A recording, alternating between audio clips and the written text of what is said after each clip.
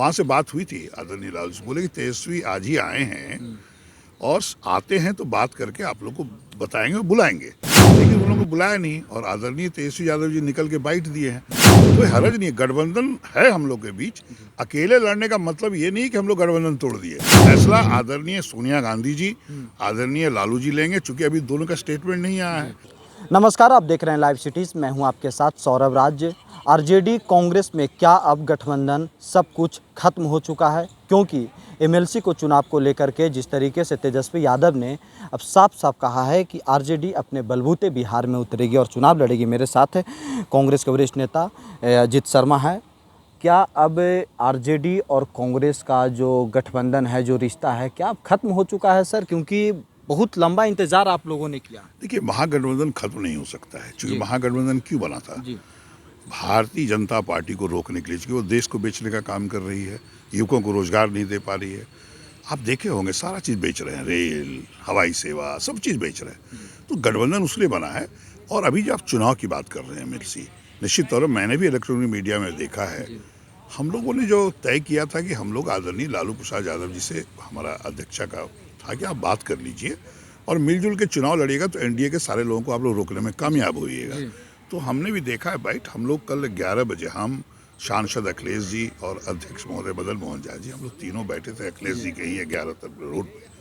वहाँ से बात हुई थी आदरणीय लालू जी, बोले कि तेजस्वी आज ही आए हैं और आते हैं तो बात करके आप लोग को बताएंगे और बुलाएंगे, लेकिन उन लोगों को बुलाया नहीं और आदरणीय तेजस्वी यादव जी निकल के बाइट दिए हैं। तो कोई हरज नहीं है, गठबंधन है हम लोग के बीच। अकेले लड़ने का मतलब ये नहीं कि हम लोग गठबंधन तोड़ दिए और हम बीजेपी को थ्रू आउट देंगे। देखिए, ऐसा लग रहा है सर, जो उपचुनाव आप लोग अलग अलग होकर के लड़े, खामियाजा रिजल्ट सबके सामने है। क्या लगता है कि आरजेडी और कांग्रेस एमएलसी चुनाव में अलग अलग लड़ेगी तो नुकसान दोनों को होगा और फायदा तीसरा को होगा? देखिए, ये तो जनता जिनको चुनी है वहाँ, ये वोट दूसरे तरह का है, वो तय करेंगे। लेकिन आपको यह बता दें, हम लोग देश के हित में, गठबंधन हम लोग का है और लोकसभा का जो चुनाव होगा उसकी तैयारी में, और अलग अलग भी लड़ते हैं तो इसमें घबराने की जरूरत नहीं है। और भी जनाधार लोग मजबूत होगा 2024 में। इसलिए अगर वो अकेले लड़ते हैं तो कांग्रेस पार्टी तो पूरे देश में अकेले लड़ती है भारतीय जनता पार्टी से, कोई सिर्फ बिहारी तो नहीं है। इसलिए जब भी हम लोग का जनाधार, हम लोग सभी सीटों पे 24 सीट पर हम भी तैयारी कर रहे थे, आदरणीय तेजस्वी यादव जी या लालू जी कर रहे थे, सीपीआई माले सब लोग कर रहे थे कि जो जो सीट पर लड़ेंगे एक दूसरे को मदद करेंगे और एनडीए को परास्त करेंगे। लेकिन अलग भी लड़ते हैं, इससे कोई नुकसान नहीं है, जनाधार सबका बढ़ेगा और हम लोग मजबूती से जीतेंगे। इसलिए आप चिंता न करें। लेकिन मैंने भी सुना है, फिर भी फैसला आदरणीय सोनिया गांधी जी, आदरणीय लालू जी लेंगे, चूंकि अभी दोनों का स्टेटमेंट नहीं आया है। निर्णय तो वही लोग लेते हैं, महागठबंधन का निर्णय वही लिए थे, लेकिन हम लोग मानते हैं महागठबंधन है। अगर अकेले भी चुनाव लड़ते हैं, कांग्रेस भी 24 सीटों पर लड़ेगी और मजबूती से लड़ेगी।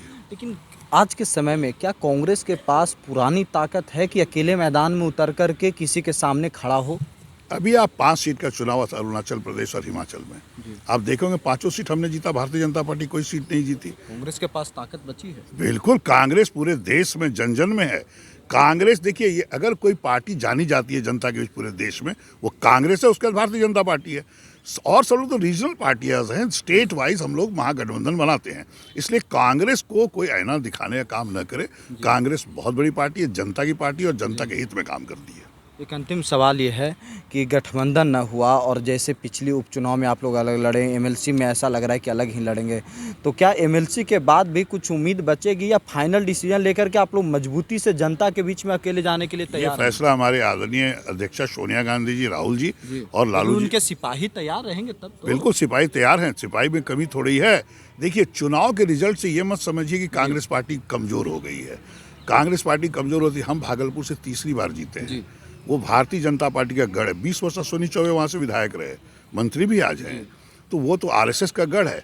लेकिन यह देखिए, कोई पार्टी और व्यक्ति तभी जीतता है जबकि आप जनता पर, उसके विकास के लिए, उसके कठिनाई पर खड़ा उतरे। इसलिए ये चिंता मत कीजिए, कांग्रेस पार्टी जनता जन जन में है। मैं एक विधानमंडल दल के नेता के हैसियत से आपको बता रहा हूँ, कांग्रेस पूरे बिहार में बहुत मजबूत है। वक्त बताएगा। एक आध चुनाव को मत देखिए, क्योंकि उपचुनाव में हम लोग सिर्फ कुशेश्वर थान पर कर रहे थे, एक बैग वो टूट गया, इससे थोड़ा मैसेज खराब गया। और अभी तो घोषणा भी नहीं हुआ विधान परिषद का, अभी तो बहुत वक्त है हम लोग को। इसलिए अगर अकेले भी चुनाव लड़ते हैं, चिंता मत कीजिए, कांग्रेस मजबूती से चुनाव लड़ेगी। शुक्रिया सर, थैंक यू।